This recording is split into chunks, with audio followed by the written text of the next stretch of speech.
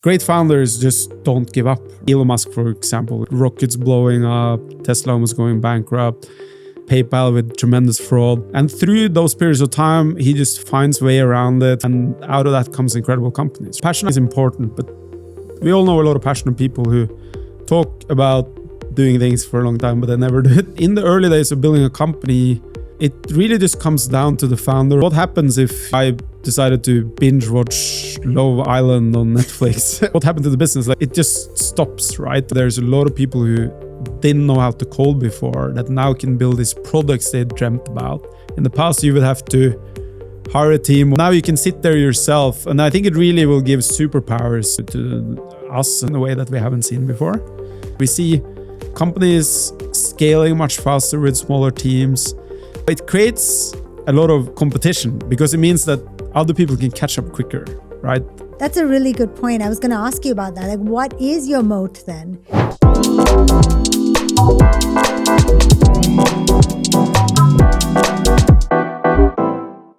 Today's conversation is going to change the way you think about starting anything in your life. A company, a project, a dream you've been sitting on for years.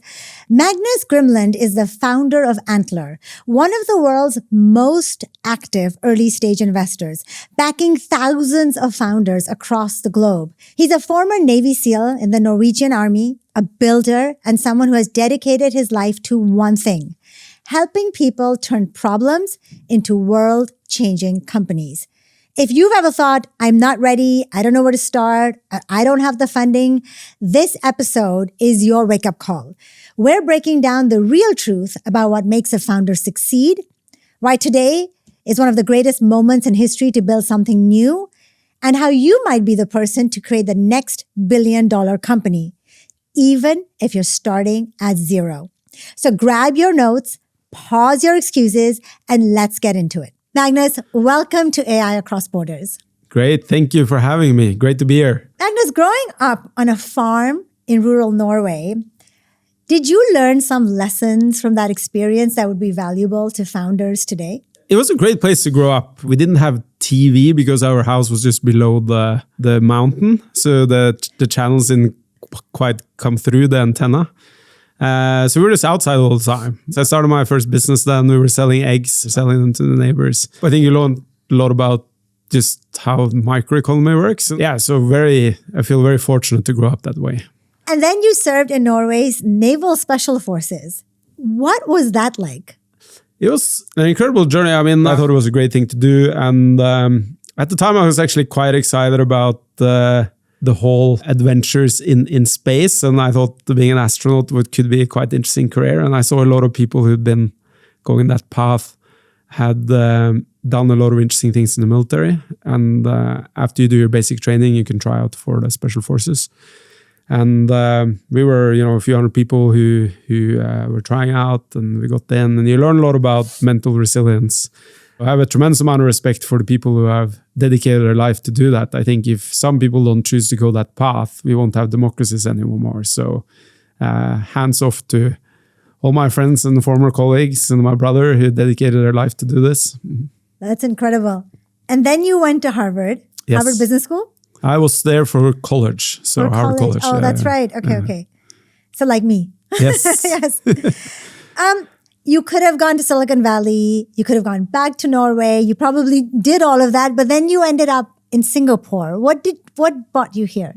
So I started working for McKinsey, and in McKinsey, or in I think any kind of generalist consultancy, you tend to quite quickly become good at a specific area. And I ended up doing a lot of work in the tech, media, high-tech sector. And obviously some of the most exciting companies are here in the region, right? If you think about the chip manufacturers, some other companies who are really leading in the world on the technology that they're building. So I ended up doing a lot of work here in the region.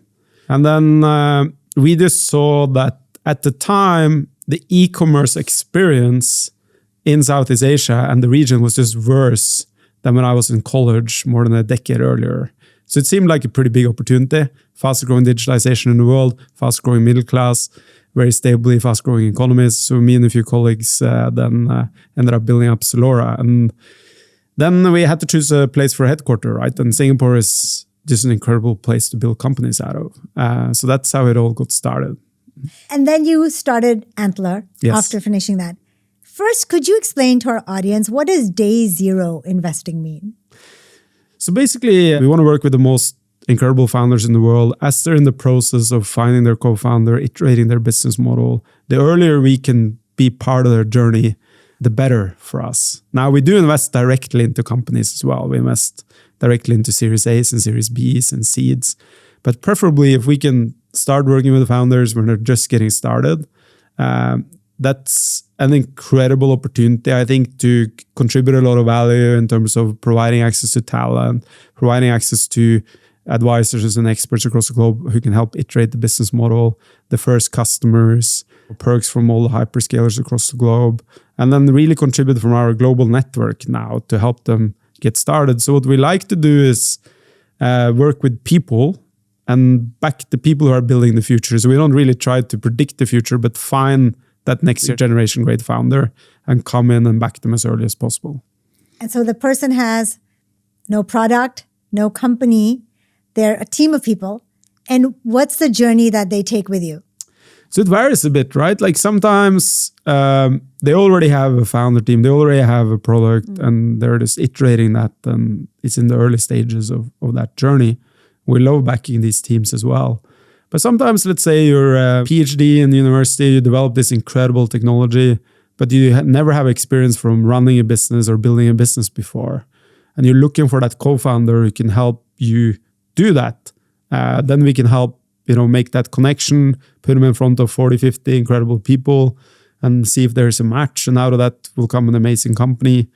Or let's say you got your first job in Flipkart and you've been working your way up the company and now you want to build your own business and you're looking for a co-founder. Let's say you see in a particular area where you think there's a real opportunity to have an impact or solve a problem. We obviously see founders building companies all across the globe and can be a good partner in iterating that idea. So it really depends on where people are and where they're coming from. We're not trying to make founders out of non-founders. We're trying to find the best founders in the world and then support them in whatever way we can to help them grow further, faster, basically. And I've never seen a VC firm as global as yours. I don't think there exists one as global as yours. Yeah, I don't think yet, no. Yeah. And I remember meeting you several years ago when you were starting off. Yeah. And it seemed like such a crazy idea. But even then, you were like, we're going to be all over the world, Aisha. And I was like, wow, really?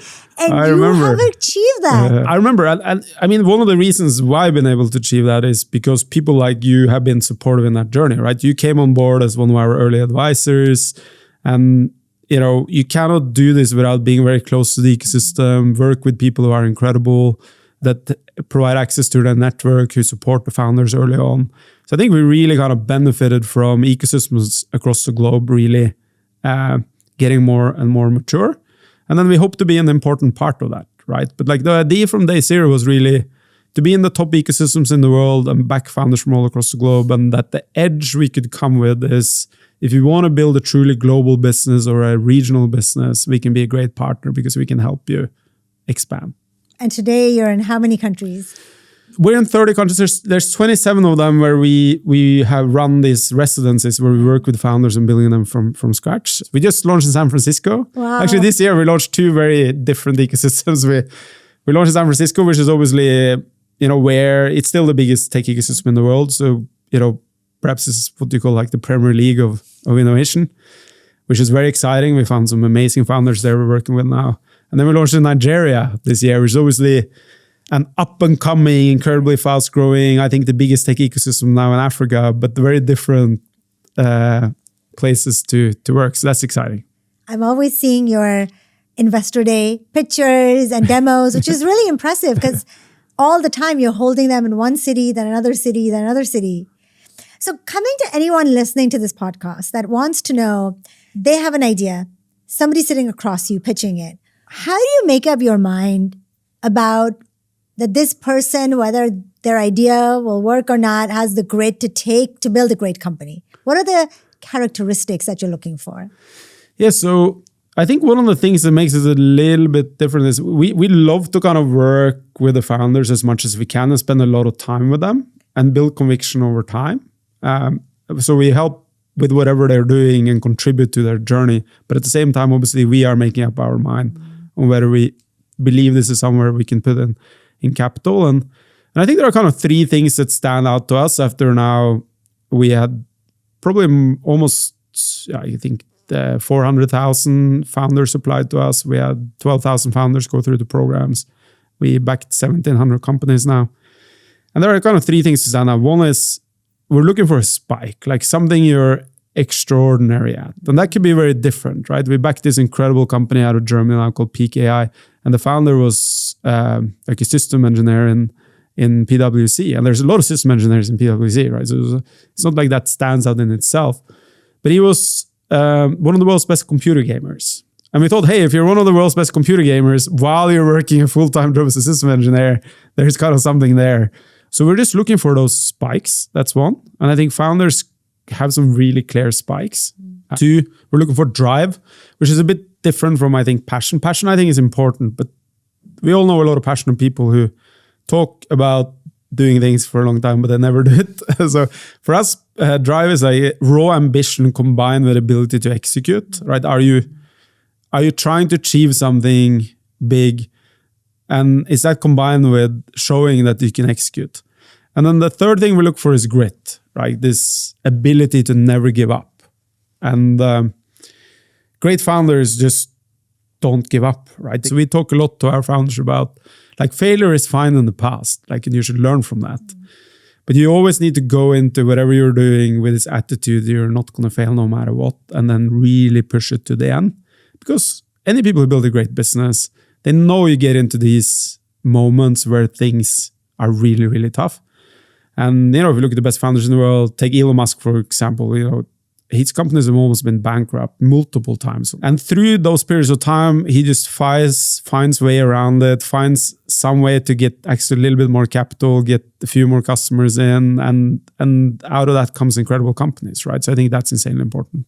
How do you get an idea of somebody's grit when you haven't known them for a long time? Is it based on what they've done in the past or the time they spend with you? You can kind of sense it? Because that's a marathon. You're seeing if they can survive and run that marathon. Grit, I think, is something you show over a lifetime in a way, right? It's hard to assess that by spending even like a few months with people if you're working together the whole time. I like kind of talking through periods of transition, right? When you went from doing this to that, why did you do that? If you built something before, if it succeeded, like what were the hardest moments on the way? If it didn't succeed, why didn't it? And then, and everyone has experienced failure, right? So we're not saying that, if you failed something before, you don't show grit, right? I failed on multiple things in my life, and some of the best founders in the world have failed before. It's obviously very different if somebody, I built 12 businesses before and went to 18 accelerator programs and none of them hit any milestones, right? That's very different from, hey, I've worked really hard for a long period of time to make this thing work, and for this and this reason it didn't, and I hit these and these milestones. Then it's just a different type of failure. That's a really, really good point. That makes me feel better about my failures. We've all had many. Yeah, exactly.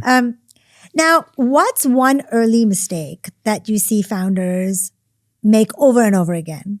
I think people don't sometimes kind of realize, and I felt this when I went from consulting to building Zalora, how intense it is in the early days to really create momentum, right? And in the early days of building a company, it really just comes down to the founder or the few people who are there. So you really need to front load, right? Which is the time you have available to yourselves in the early days of building a company is just way more important than later on. Like if you think about the early days of Antler, and you kind of saw that, right? Like there was a period of time there for, a couple of months it was only me, and then there was a couple of more months where we were only two people. And then what happens if, I decided to binge watch Love Island on Netflix or, let's say, we went out and we had too much tequila the next day. Like what happened to the business? Like, it just stops, right? Or you lose 50% efficiency. So I think in the early days of building a company, you need to be very, very aware of, like, how do I get the most amount of effective hours into moving this business forward? And you don't really have a choice. Like those first couple of years are going to be really intense.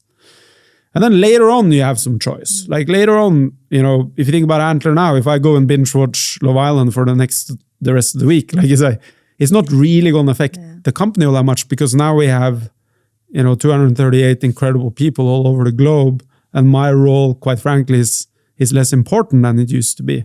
And I think as a founder, I think that responsibility, and I think great founders really kind of realize that. It's like they are the only ones who create momentum in the early days, and they put everything into it, which is why those years are very tough at the time. But when you look back at it later, you always think about them as good moments. Yeah. Magnus, you were very intense in those years.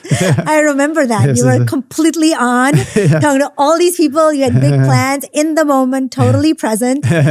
Now you certainly are a tiny bit more relaxed. Yes. But what about this thing that there's a founder mode, right? Exactly the person you said. And then there's someone maybe with a different set of skills that scales the business, who's good at operations. Yeah.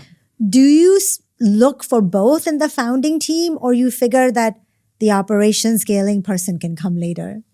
I think if you think about that, the early team, I think the most important in the early team is actually that you like working together, you share a common passion, common ambition, and the whole team is willing to put a lot of effort into making that succeed. I think that's the most important. And secondary to that is, if you can combine that with people having different spikes or different skill sets, that's obviously preferable. Like, you know, Steve Jobs and Wozniak, like one is super good at tech and the other is just incredible product builder and brand ambassador and salesperson, right? Like, so if you can have both of those, ideal. But I think the first one is by far the most important. And that team needs to be strong enough to really get the company quite far, right? So you need to ensure that, you know, either they have it or they quite quickly hire someone who's able to support that early scaling. We think actually the best companies in the world, you know, not all the founders will typically continue for the entire decade, but the best companies in the world, actually one or two of the founders will continue for quite a while. But again, it comes a little bit down to the founder, right? Like, I think if the founder runs out of energy, which sometimes happens, or the founder I feel like, okay, well, now this is just too much for me to manage, it's very important for them to have the self-realization that they need to bring in new management. And I think typically the situations where the founders realize that and actively works on improving the team, that transition works. I think it doesn't work very well when the investors are kind of pushing other people in there. It needs to be the founder themselves who want to kind of make that step. And sometimes it takes a long time, like Daniel Ek, 15, 16 years or 17 years, I think, when he brought in now co-CEOs to replace himself. Yes. And sometimes it happens quicker, right? So, but if it's founder driven, those transitions end up being better. And when you see somebody who's a founder and they're kind of talking to you about all of these things, what's the one thing they just can't fake, which exposes them not to be truthful or really a true founder? Two things. So one, we obviously have the luxury of working with a lot of our founders in the office, right? Like I sit in the office, I'm there every day, and our team is there. I travel quite a bit, so they're there even more. But we can kind of see who's there Monday through Sunday. They're out meeting customers. Some founders are there until like 1 or 2 a.m. in the morning. So like, I think that kind of work ethic combined with them seeing momentum and things moving forward is definitely the number one observation that just can't be faked, right? It's either they're doing it or they're not doing it, right? And then the second, I think, is this intensity you talked about, right? So, and that doesn't need to be like extrovert intensity. I don't mean like you're like running around and you're like biased, but like you're so single-minded and focused on making this thing to succeed that it's very hard for you to talk about anything else, right? So I have a friend who, a very successful founder, he built the first unicorn in Norway, and I used to work with him at McKinsey, and he was like that at the time. He's like, when he had an idea, he just couldn't stop talking about it. Like we were doing this pricing project for some client, and this was like back in 2008. And when I met them last time, which is like 6 months ago, he's still talking about how I was wrong and he was right about this pricing project. And I think, you know, founders have this intensity around them where where they've decided that something is right or they're moving things around, it's a bit hard to get them out of that. And that's sometimes a little bit annoying in like social settings, but it makes them incredibly successful founders. Yeah, I think that feeling of that they really care. Yes. Yeah, they care about the product. They care about the business of going forward with it. Yes. Like you said, the momentum. Yes. You can just feel their brains working. Yes. And it's not offensive. It's actually really kind of inspiring to see that in somebody. Very much. Because we don't see it very often. No. So I guess you're right. It's hard to fake. Now, coming to women and girls, right? Yes. You know, I'm a big proponent of girls in tech. Yes. They can be a bit shy about putting themselves out there. You now have seen women from across the world. What is your take on women taking up entrepreneurship and leading these startups? So first of all, like in Antler, 1/3 of the portfolio that we backed have a female co-founder, which is, I think, almost 20 times the average out there, right? So we have big portfolio of really, really amazing female founders. And I think that just represents the future, right? I think if you look historically, what ended up happening, obviously, equalizations of societies have been going on for a while. Right? So opportunities for women haven't been the same in the past as they are today. The other thing that has happened in the past is that building a great company is very hard. So if you have existing networks, they help you. And a lot of the founders who have been successful up until today are men. And men tend to have more male friends. So it's just got a stronger network there, right? So I don't think actually that the reason why historically there's been more successful founders who are male than women is down to the core quality of the talent and the opportunity for them to build great companies. If you look at Antler, for example, like we can provide those networks. We can provide access to VCs. We know all the companies across the globe. We have 3,000 VC relationships. We can kind of provide an equal playing field. So then it comes down to the intrinsics of the individual. And if you look at that, and if you look at women today, right, they're outperforming in the workplace. They're outperforming in universities. They're outperforming in research. Like what 60% of college graduates in the US this year, I think, are female. We are investing in the future, right? And we ultimately want to invest in the best people in the world. And hopefully, as more and more of these women build successful companies, then the networks will equalize out. Opportunities will equalize across countries. Like we have incredible female founders in Japan, in Korea, in Nigeria, and in Nairobi, obviously all over Europe, in the Middle East. Like in our last cohort in Riyadh, I think 20% of the founders were female, right? So these societies that historically have not created the same opportunities for everyone, it's now happening. And what we hope to do with Antler is just provide that equal playing field so that it comes down to the quality of the founder and not down to the existing predefinitions of society or your own networks. So I think that's what's happening. And then, so this will just equalize over time. And I think you'll see similar things happening as you see in companies and universities. That's wonderful to hear. So if there's a woman watching, let's say from Karachi in Pakistan, she has an idea. It's a great idea. She has the passion and the grit, but she doesn't have a team. She could come to Antler. Yes. And potentially you could introduce her. Yes. To co-founders and the network. Yes. We're having many great Pakistani founders in our Middle East cohorts, Palestinian founders.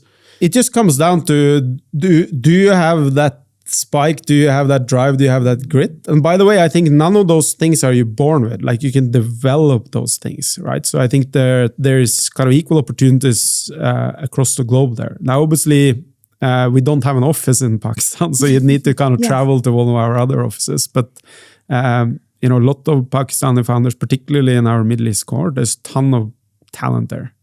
But that's actually really incredible because I think a lot of women, because they traditionally don't have those networks, they're sometimes not out in society, they need a team. Yep. And the fact that Antler can provide or introduce them to, and that's kind of one of the things that you do, is a huge benefit to anybody in our audience listening. It is. And obviously we don't guarantee success, right? But what we guarantee is we'll put you in front of a lot of other amazing people. And you might or might not find your co-founder there. You might or might not be able to kind of iterate your business model to something that creates momentum. But we obviously will do whatever we can to ensure that, because ultimately, like, we're all in the same boat. Like, the great thing with Antler, I always tell our founders, is like, the only way we become successful is if in 5 to 10 years, you are standing here and sharing your journey of how you built the $10 billion business, right? That's what we want to see. True. So it's like, so we're all aligned. That is very true. When I think of you more as an entrepreneur than as an investor, because you're building an investment company, which in itself is a very long and global, at this global scale that you're building it. Yeah. Now, speaking of co-founders, we're entering an age of AI. And now everybody is talking about one-person unicorns or tiny teams with AI. And I know you're investing in some small teams that are doing very well because they're either selling AI or working in the AI space. Could you talk a little bit about how AI is changing the VC landscape? Well, so I think that the teams are definitely getting smaller, right? You're able to achieve much more with a smaller team than you were. But this, I think, is a continuous trend, right? So if you think about when we were building Zalora, we had to build server parks. We had to build warehouses. We set up a whole logistics network of writers. We had to build a payment system. We had to do all this stuff to build an e-commerce company, which ultimately, at the time, if you were to build an e-commerce company in the US, you would just plug into a bunch of APIs to do the same thing, right? And obviously, if you build an e-commerce company now in Asia, you don't have to build out all that infrastructure. And then, you know, cloud has made teams smaller and there are multiple capabilities you don't have to build yourself.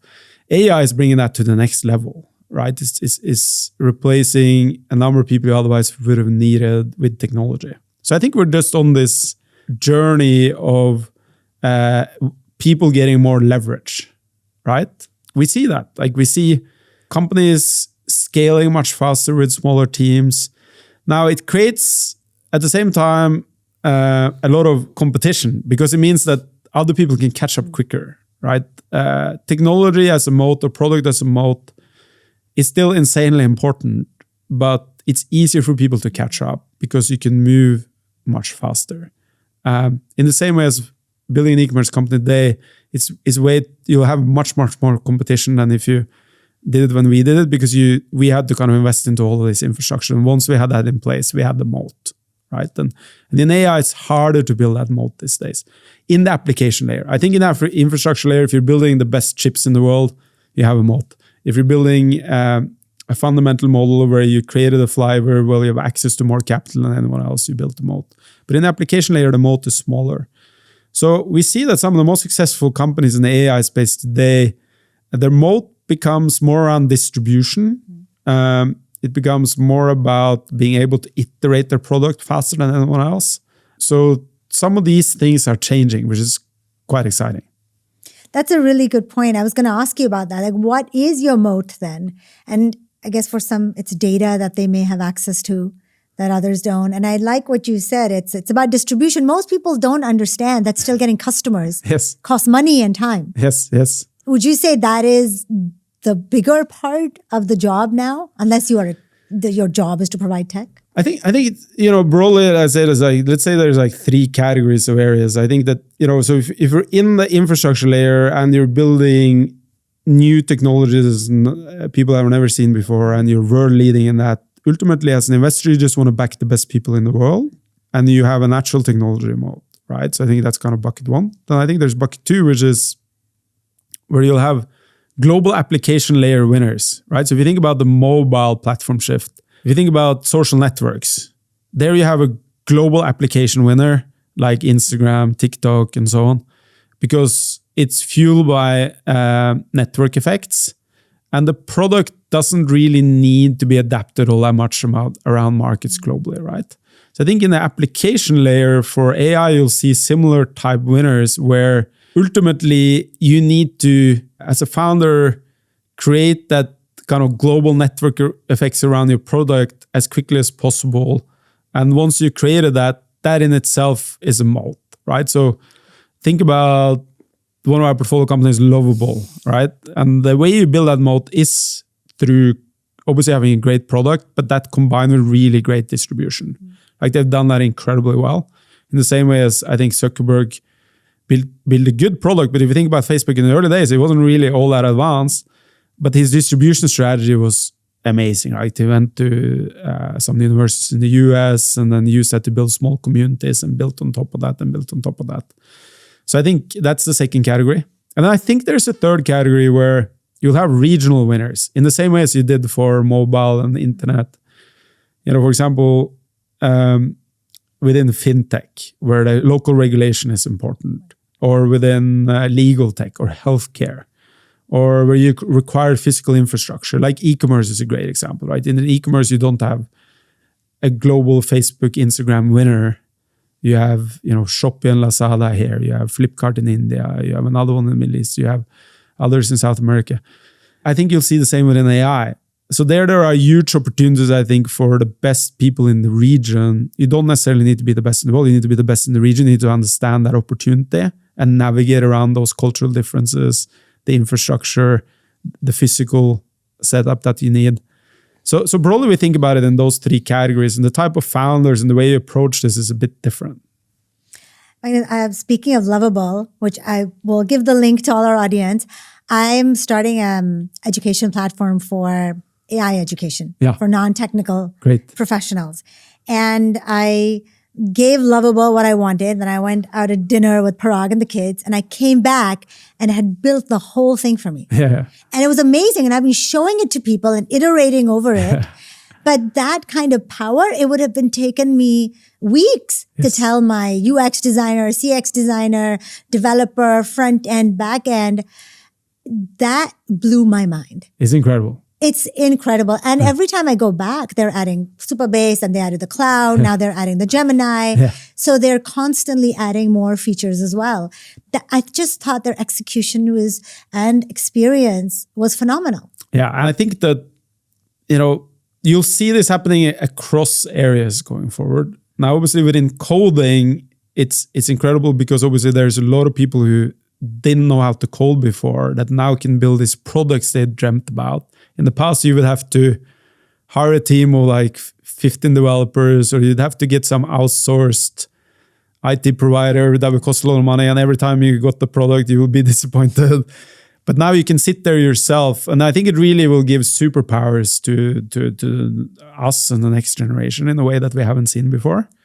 And the interesting thing is, for coding, you can really feel that because you can see the magic. But imagine that for like doctors and surgeons or people who are developing new medicines or scientists or people optimizing shipping routes within shipping, or like you can just go like industry by industry. And the same thing is happening now. And if it hasn't happened yet, it will happen over the next decade, right? So these superpowers are being built in everywhere. And I think that, if that is harvested in the right way, like we're really looking at a very exciting future. It's very exciting, Magnus, which is why I'm starting this specifically for non-technical people. Very good. So that tool by tool, we teach them how to build what they need for their use cases. Yeah. And everybody has traditionally focused on other kinds of skills. Yeah. But thinking about like your kids are young, but you have one in college, mine is going to go to college. And we see kids are now not able to find jobs. So are we going to have a world of young solopreneurs or solo entrepreneurs, or how will these kids enter such an economy? So my son is in college now, as I said earlier, and we talk a lot about this. And he's chosen to study kind of neuroscience, applied math, and computer science because he believes that, hey, if you think about AI, it's kind of like neuroscience, applied math, and computer science. So I think that area is still very interesting because somebody needs to kind of lead that trajectory going forward, right? So I think there's huge opportunities there. When that said, I think whenever you see this big platform shifts, a lot of people need to kind of rethink what they're doing. And I think there are certain types of jobs that AI will just do better going forward. The way the world will go is that some people will be super users of this technology, and through that they can develop a lot of value. And I think that's an interesting place to go. I think going deeper in very specific fields is important because, let's say, drug discovery, sure, AI will be very helpful to do that, but human beings still needs to be in between the technology and people because the consequences are so high. And then I think anything that is directly connected with people, right? Because people will still like to meet people. Experiences will still really matter. The value of any type of kind of live entertainment, sports, all of that going through experiences, adventure going through the roof, the creatives. So I think there are a lot of different areas that will become more exciting going forward, and there are some areas that will not be. And it's a bit hard to kind of predict this, but ultimately, we've gone through a lot of these shifts before that have been as dramatic, I think, is what we're seeing with AI now. Like, for example, when you went from horses to cars, or you went from hunter-gathering societies to farming, right? It's like, it's not that valuable to be a hunter and gatherer anymore. Like, we've been through, as human beings, a bunch of these shifts throughout our history, and we've always kind of ended up better off. And what also is exciting is typically also, if you look at history, the worst off in the world has ended up better off. So sure, income inequality might change because, people with access to a lot of capital and a lot of resources might accrue more. But in the end, relativistically, it's really always kind of helped the people who are the worst off as well. I'm quite positive about the future. I think there will be a tremendous amount of new exciting jobs that are coming up, even if it's not 100% kind of clear where that would be. So I think for young people who are studying right now, I just said, hey, I think the most important is that you're working on something you're really, really excited about, and that you have some sort of passion around that and some ambition around that. Because I think if people have a goal and they're excited about something, then they will develop like a real skill set around that. And then you don't really know what the future will bring, but at least you have that spike in that skill set that will set you on the path for success. I totally agree. I think that desire to take a puzzle or a problem or aspiration and work on it, we kind of lose that if we just focus and get depressed unnecessarily about a future we cannot predict. So I totally agree with you. But if you could predict, and I know you can't predict, of some sectors that you think, or some problems that you think, oh, gosh, I wish somebody would build companies around this, is staring us in the face. What are some really interesting opportunities? Again, I'm always a little bit hesitant to answer those questions, but an area I'm very excited about is healthcare, right? So I think healthcare it's broken in the developed world, and it's broken in the developing world, right? So you have hundreds of millions of people who don't have access to basic healthcare, right? After Harvard, I did this small development project in Africa, and we were working with people who literally could have died from small cuts and diarrhea and these things that you quite frankly you could treat it for 10 cents, right? So a person is dying for something you could treat for 10 cents, and that is happening across the world today. Still, it's crazy. Right? So hundreds of millions of people don't have basic access to healthcare. In India, we had this portfolio company who was working on female access to for sexual diseases, because it's a taboo. So you can't go to the doctor even if you know you have something. And then people become sterilized, or they die of things that you could have treated for nothing. And this is happening all over the world. So that's one big problem. And the other big problem we have is, in the developed world, the ROI of each additional dollar that goes in the healthcare system is just very low, right? In the US now, 20% of GDP will soon be used on healthcare. And it's super inefficient, right? 92% of all healthcare spend goes to treatment, where 80% of that could have been avoided by simple changes in lifestyle or early detection. We have technology that can really help us with all of this. So you have this space right now where technology is very able, but we as human beings have not been able to systemize it to generate the value that is necessary for both of these buckets of people, right? And that, I think, is the single most exciting opportunity in the world right now, because AI will just help us do that in a way that is more efficient than anyways before. And then on top of that is if you think about that, the next wave is we'll be able to kind of treat things that we've never been able to do before. You saw the first antibiotic now being fully developed by AI, who's now in clinical trial. You're starting to see vaccines that are heavily AI supported coming to the market.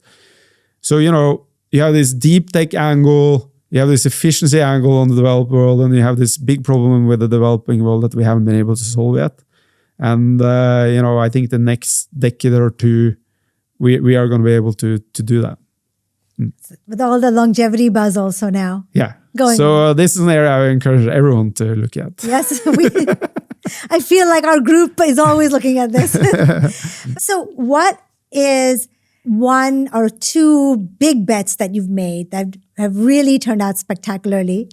And then what are ones that you say, oh, I missed that. I wish I had done that. Out of Singapore, we have the Aerolo, for example, which is the world's largest eSIM marketplace now. I think great story. Founder grew up in a bit of a tough background in Turkey, moved to London to try to build something that didn't quite work out, moved to Singapore, built a business where he was selling SIM cards to sailors, people who were on big boats and came here. They come to harbor, they need a SIM card to call people.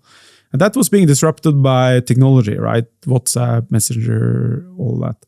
So you're like, hey, I need to build a company that's technology enabled. I was holding a lecture at SMU and he came up there and I chatted with him for a while and said, hey, you should come join the court. And he joined us and he found this amazing company who's now the world's leading provider of eSIMs. So literally he took what he knew from the background and then digitalized it. And now they build this incredible company called Aerolo, which are enabling people all across the globe to access communication at a much cheaper rate than they otherwise would have been able to. And this company just raised at more than $1 billion, and we've been with them from day zero. And then obviously there's other ones like this where we had the opportunity to take part. I think one of the issues with what we are doing is this year I think we'll get 160,000 founder applicants, and we can only make about 400 to 500 investments. So we have to say no to 159,000 people. And that doesn't really mean a no. It's just, hey, we have to make some choices.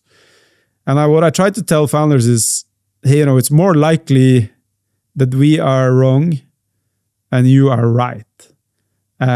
You shouldn't obviously continue to build this business and you'll find other investors and hopefully we can back you at your second round or third round. And there are incredible stories around that. Like, I think Spotify is an incredible example where you have a couple of founders in Stockholm taking on Apple on their core entertainment segment. At the time, the streaming industry was just piracy, right? So streaming was associated with piracy and it didn't really work all that well. So unproven technology, biggest competitor in the world, and your supplier of music is an oligarchy of providers where you can't negotiate. Like, who would back that, right? So they went to every single VC in Europe and nobody would back them. And in the end, a few people did. And obviously now they are incredibly happy to have done that. And all the people said no are very unhappy. And that will happen all the time. So we just want to be, I think it's important that we are in a position to score. It's the same, LeBron James is a great example. He's the most scoring NBA player in the world, but he also lost more shots than anyone else. So you got to be in a position to score. And you got to realize that if you're in a position to score, sometimes you're going to miss. And we just got to work more and more, being in that position every day, being a great partner to the founders, and then realize that sometimes we're wrong, and then we got to try to get in as quickly as we can. But then obviously realize that if you are in that position, you will miss out now and then. Magnus, but also you're always so optimistic and supportive of founders, even those that, as you said, you didn't approve to take them on. We always try to be helpful, even if we cannot invest. So we try to do something for everyone that we work with. And it's because it's a community, right? And they will meet another founder, introduce them to us. Suddenly they'll build something which is very successful. I think in general in life, and you were incredible at this, you got to respect all the people you meet around you, right? Because you never know what's happening. Yes, very true. You never know. But, Magnus, one thing, you're a great investor, a partner to companies, but you're also a great founder yourself. One of the people that I have a lot of respect for, because I've literally seen you from day zero to where you have grown it today. Yeah. And I think for founders, it's nice to have another founder as an investor. It is. So in Antler, if you look at Antler Partners now, it's an interesting group of people where some of them are very successful founders. And I think those are incredible partners to the founders across the globe, like Rajiv Sistra built Urban Ladder in Bangalore, Alan Punskin built West Wing in Germany, Geo in Korea built a couple of great companies, sold the last one to Binance. And across Antler, we have founders like this. Bob Reston, who just set up the San Francisco office, very successful founders. And I think we would like to combine that with people who for a long time have been investing in early stage companies. And then now and then we find these incredible people who have a completely different background. Like our head of Oslo, he's incredible, invested in some amazing companies. And I met him, he was the second in command of the Norwegian embassy in Jakarta. And he was just so incredible with people. He was just really exciting to hang out with. He was really helping people out. He was great at supporting the companies who were there. And, he asked me if he can join. He joined Antler, first leading partnerships. And then he just did an incredible job with the founders. And now he leads our investment operations in Oslo, right? So, not everyone will be like that. But I do think that having been a founder is great, whether you've been successful or not, actually. Like having been through that journey makes you a great partner to other people who are trying to go through that journey. Magnus, thank you so much for your time today. This was an amazing conversation. Thank you. Thank you for taking the time. To everyone listening, there's something that Magnus said today that I want you to pull out.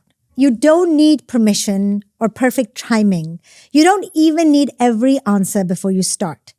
You need one thing, the courage to take the first step, and then the passion and grit to follow it through. And if you need a network and you need funding, there are venture capital firms like Antler investing all over the world that will help you. So here's your challenge for today, not tomorrow, not next week, today. If you're interested in being an entrepreneur or starting a company, pick a problem that you see in your life, your job, your community that really moves you to help solve it. One email, one prototype, that's all it takes. Stop waiting, start building. Your future self is begging you to try.